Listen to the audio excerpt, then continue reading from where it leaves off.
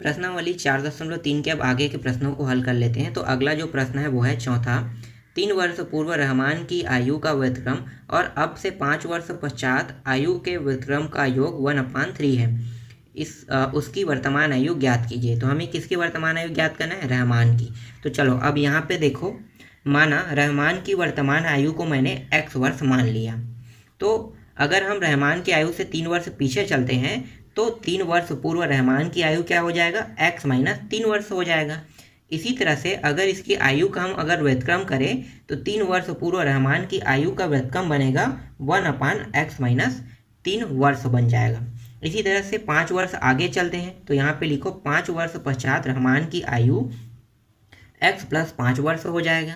अब इसकी आयु का अगर हम व्युत्क्रम करते हैं 5 वर्ष पश्चात तो ये हो जाएगा x + 5 1/x + 5 वर्ष हो जाएगा। अब क्या कहा है प्रश्न में? ये कहा है कि ये जो 3 वर्ष और 5 वर्ष जो हमने इन दोनों का जो व्युत्क्रम निकाला है, इन दोनों को अगर हम योग करेंगे तो योग करने पे मान प्राप्त होगा 1/3 प्राप्त होगा। तो चलो यहाँ पे अब आगे हल करो। तो यहाँ पे लिखो प्रश्नानुसार ये हो गया 1/x - 3 + 1/x + 5 बराबर इन दोनों के योग करने पर मान आएगा 1/3 प्राप्त होगा। अब यहाँ पे देखो नीचे के दोनों मान बराबर नहीं है तो क्या करेंगे? दोनों का गुणा कर देंगे। नीचे का इन दोनों का गुणा करेंगे तो गुणा करने पर ये मान प्राप्त हो रहा है x × x कितना हो गया? x का वर्ग हो गया। फिर x का गुणा इसके साथ करेंगे तो ये हो जाएगा 3x। फिर 5 का गुणा x के साथ करेंगे तो +5x हो जाएगा। फिर 5 का गुणा 3 के साथ करेंगे तो -5 × 15 हो जाएगा।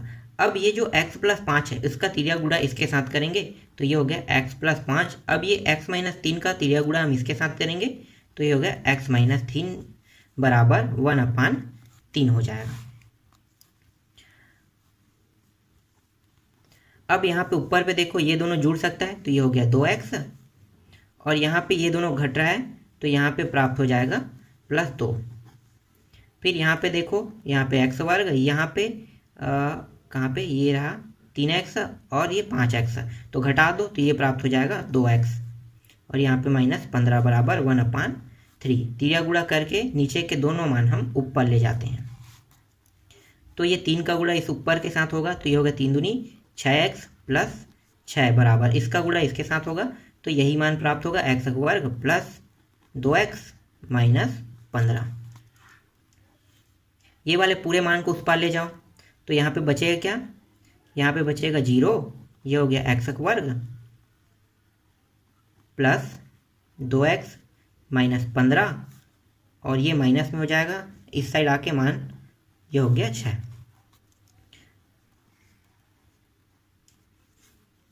तो ये हो जाएगा x वर्ग। यहाँ पे देखो ये दोनों मान तो क्या हो जाएगा? घट जाएगा तो -4x आ जाएगा यहाँ पे और ये दोनों मान माइनस में जुड़ जाएगा तो ये हो जाएगा 21। अब हमें ऐसी संख्या ढूंढना है जिनका गुणा करने पर हमें 21 प्राप्त हो और जोड़े और घटाने पर हमें वो प्राप्त होना चाहिए। तो वो जो संख्या है वो है 7 और 3 है। 7 और 3 का अगर गुणा करते हैं तो 7 से 21 और जोड़े या घटाने पर हमें कितना प्राप्त हो जाएगा? 4 प्राप्त हो जाएगा। तो यहाँ पे हम अब आगे के जो प्रश्न है यहाँ से हम आगे हल करेंगे इसे गुणनखंड विधि से। तो चलो अब हल कर दो। तो ये हो जाएगा x का वर्ग -7x - 3x सॉरी ये प्लस में रहेगा और ये -21। तो ये हो गया, जोड़ा बना लो। इस जोड़े से क्या बाहर निकल सकता है? इस जोड़े से बाहर निकल गया x और बचा क्या है? x - 7 बचा है।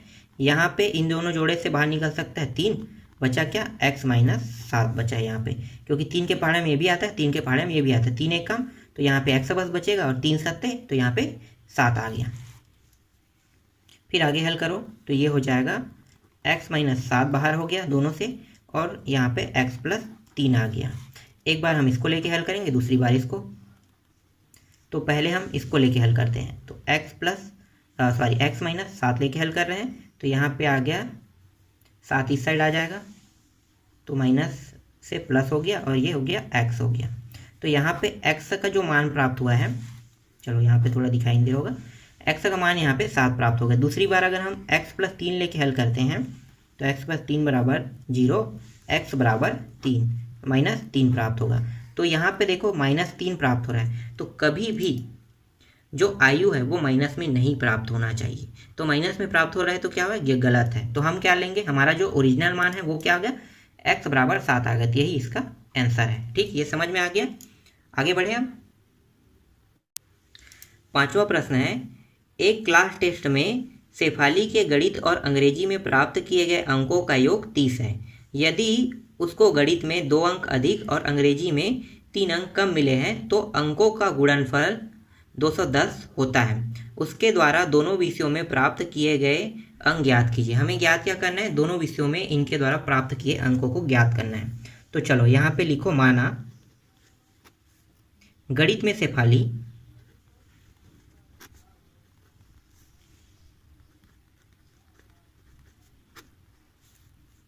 शेफाली ने x अंक प्राप्त किए। ठीक, शेफाली द्वारा गणित में x अंक तथा अंग्रेजी में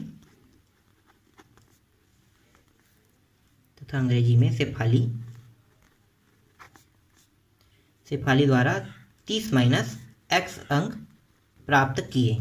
अब यहाँ पे 30 माइनस x कहाँ से आया, तो अगर आप इसको समझना चाहते हो तो मैं समझने के लिए यहाँ पे आपको बता रहा हूँ। यहाँ पे 2 विषय है, एक विषय को मैं मान रहा हूँ x और दूसरी विषय को मैं मान रहा हूँ y, और दोनों का अगर योग करते हैं तो कितना हो रहा है, 30 हो रहा है। ये हो गया।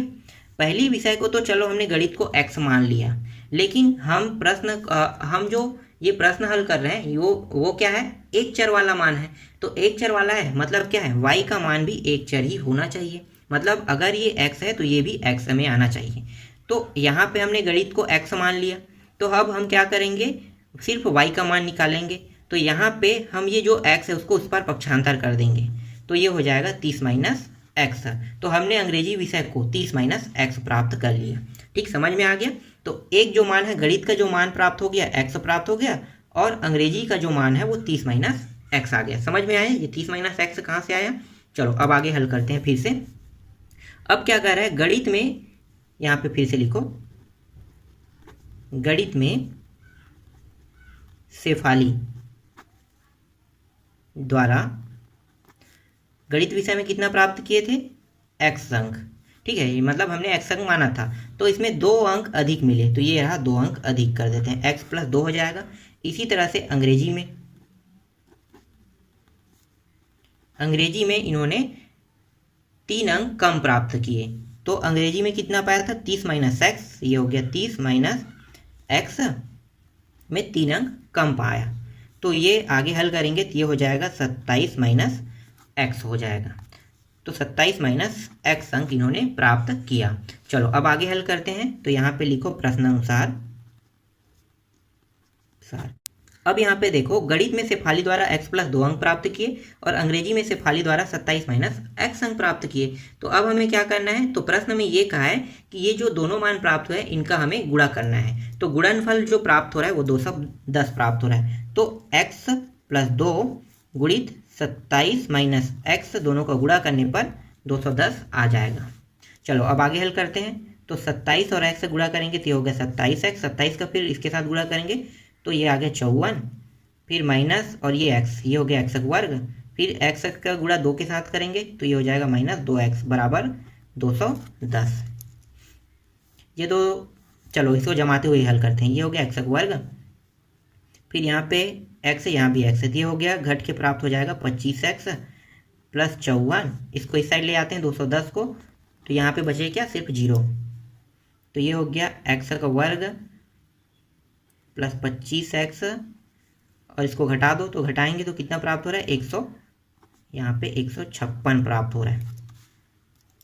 यहाँ पे आगे में देखो माइनस लगा है x के साथ, तो क्या करेंगे, हम यहाँ से माइनस को हटा देते हैं। तो माइनस को हटाने के क्या तरीके हैं कि पूरे पद में माइनस का गुणा कर देंगे। तो ये हो गया x वर्ग माइनस 25x प्लस 156 बराबर 0। अब हम इसका गुणनखंड कर लेते हैं। तो गुणनखंड करेंगे तो हमें ऐसी 2 संख्या ढूंढना है जिनका गुणा करने पर 156 प्राप्त हो और जोड़े और घटाने पर 25 प्राप्त होना चाहिए। तो वो जो संख्या है वो है 13 गुणित 12 है। अगर हम 13 गुणित 12 करते हैं तो 156 प्राप्त होगा, और 13 और 12 को जोड़े या घटाने पर हमें 25 प्राप्त हो जाएगा। तो चलो अब यहाँ पे मानों को रख दो, एक्स वर्ग minus 13x minus 12x plus 156 बराबर 0। जोड़ा बना लो। इस जोड़े से x बाहर निकल गया और बचा क्या, x माइनस 13 बचा। यहाँ पे इस जोड़े से 12 बाहर निकल गया और बचा क्या, x माइनस 13 यहाँ भी बचा। तो यहाँ पे आ गया x माइनस 13 और एक मान प्राप्त हो गया x माइनस 12 बराबर 0। एक बार x माइनस 13 और एक बार x माइनस 12 को लेकर हल करेंगे। तो पहले हम x माइनस 13 को लेकर हल करते हैं तो x बराबर 13 प्राप्त हुआ, और अगर हम x माइनस 12 को लेकर हल करेंगे तो x बराबर 12 प्राप्त होगा। तो यहाँ पे देखो दो अलग अलग मान प्राप्त हो रहे हैं, मतलब इसके क्या है, दो स्थिति प्राप्त हो सकती है। पहली स्थिति यहाँ पे लिखो, पहली स्थिति क्या है, पहली स्थिति में अगर हम x का मान 13 रखें, मतलब गणित जो विषय है, ठीक है, हमने क्या किया था, गणित जो विषय है शेफाली के द्वारा, यहाँ पे पूरा लिखो, गणित में शेफाली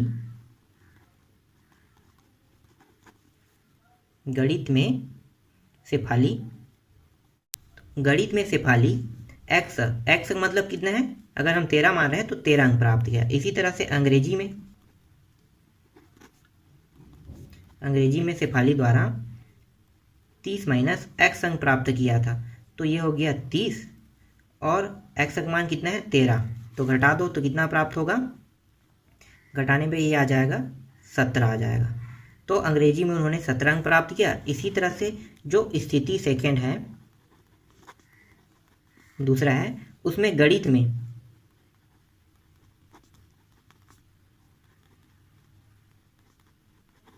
शेफाली ने 12 अंक प्राप्त किया। x बराबर 12 रखेंगे तो 12 अंक प्राप्त किया। इसी तरह से अगर अंग्रेजी का लेंगे तो अंग्रेजी कितना है, 30 माइनस x है, तो ये हो गया 30 माइनस x का मान 12, तो ये प्राप्त हो गया 18 अंक।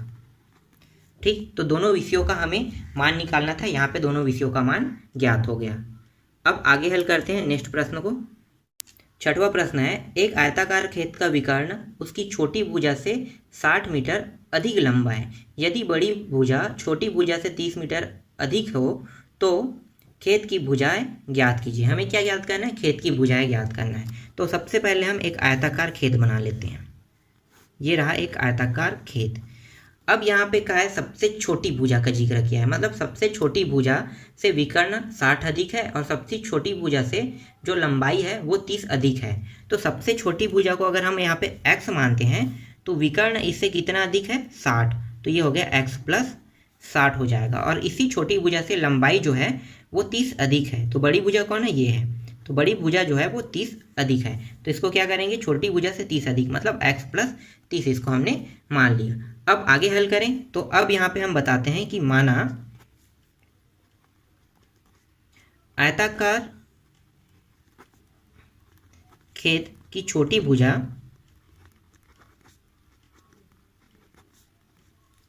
बराबर हमने इसको x माना है, तो ये हो गया x मीटर। ठीक, इसी तरह से आयताकार खेत की बड़ी भुजा बराबर x प्लस 30 मीटर, और विकर्ण इस आयताकार खेत का विकर्ण बराबर x प्लस 60 मीटर। अब यहाँ पे देखो विकर्ण लगने से ये जो आयत है इसमें विकर्ण लगने से दो त्रिभुजों में बढ़ गया, तो एक त्रिभुज और एक दूसरा त्रिभुज। तो अब हम इसको पाइथागोरस प्रमेय से हम इसको हल कर सकते हैं। तो यहाँ पे लगा लेते हैं पाइथागोरस सूत्र। तो यहाँ पे लिखो पाइथागोरस प्रमेय से। पाइथागोरस प्रमेय क्या होता है, कर्ण का वर्ग होता है बराबर लंब का वर्ग प्लस आधार या चौड़ाई का वर्ग। ये रहा, इसको आधार भी बोलते हैं, चौड़ाई भी बोलते हैं। ठीक, दोनों एक ही नाम है। चलो अब यहाँ पे मानों को रखते जाते हैं। तो विकर्ण कितना है, विकर्ण है x प्लस 30, तो यहाँ पे लिखो x प्लस 60 है, x प्लस 60 का वर्ग बराबर लंब कितना है, x प्लस 30 है, इसका वर्ग कर देते हैं। और चौड़ाई जो है वो कितना है, चौड़ाई जो है वो x है, तो ये x का वर्ग। यहाँ पे हम इसको हल करने के लिए एक सूत्र का उपयोग करेंगे, वो सूत्र है a प्लस बी का वर्ग बराबर a वर्ग प्लस बी वर्ग प्लस 2ab।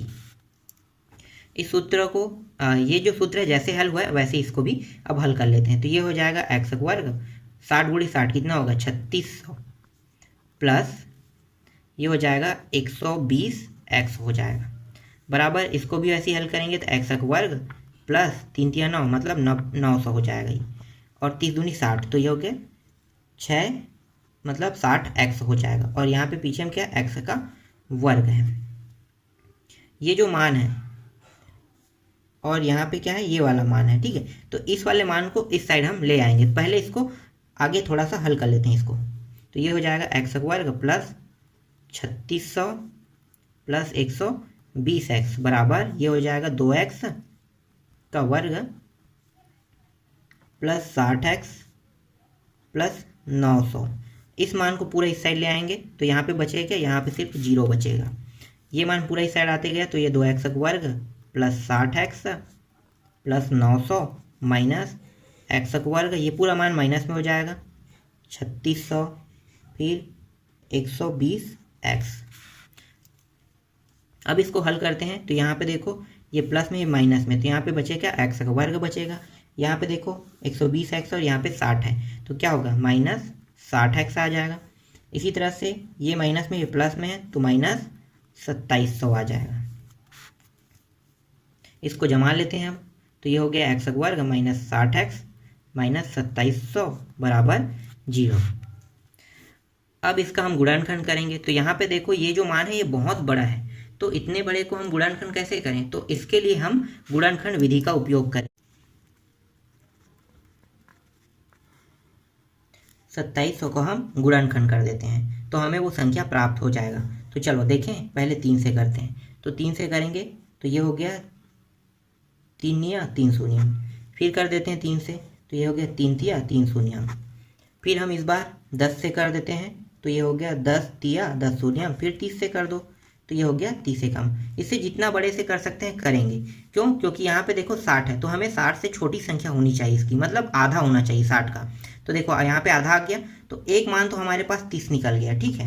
अब इन तीनों को गुणा कर दो तो कितना हो गया, ये हो गया 10 तिया 30 30 तिया 90, तो वो जो दोनों संख्या है वो हमें मिल गया।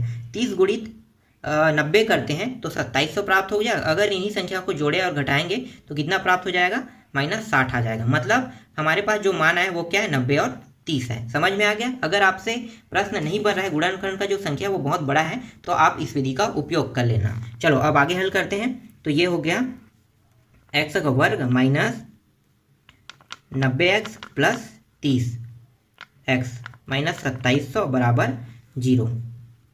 जोड़ा बना लो तो इस जोड़े से x बाहर निकल गया, x माइनस 90, इस जोड़े से 30 बाहर निकल जाएगा, बचेगा क्या x माइनस 90 बराबर 0। तो यहाँ पे x माइनस 90 और दूसरा जो मान है वो x प्लस 30 है बराबर 0।